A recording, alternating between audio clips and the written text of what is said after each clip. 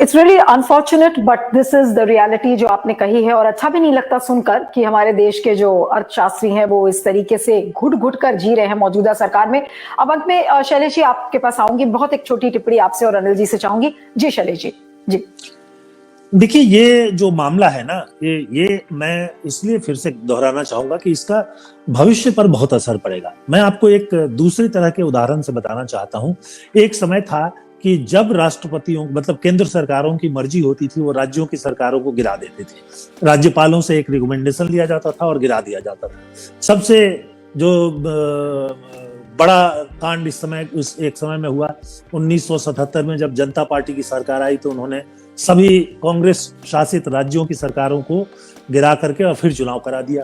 और फिर कांग्रेस की सरकार जब 80 में आई तो उन्होंने फिर से सभी जनता पार्टी शासित राज्यों की सरकारों को गिरा करके और फिर जो है चुनाव कराया और कांग्रेस जीत कर आ गई। इस मामले में एक मामला ऐसा, एक बिहार सरकार में बाद में भी एक बार सरकार को गिराया गया। ये मामला जो है कोर्ट तक पहुंचा और जो कोर्ट ने इस पर फैसला दिया वो बड़ा महत्वपूर्ण था।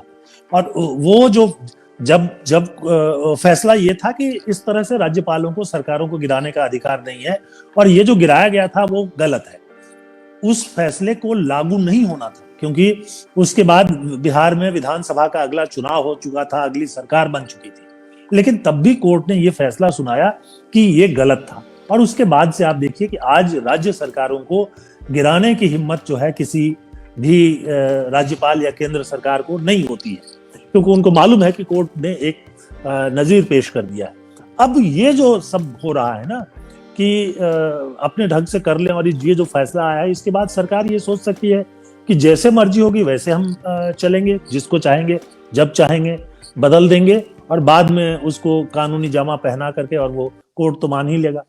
तो ये गलत धारणा जा रही है लोगों में। अदालतों को इस बात को समझना चाहिए।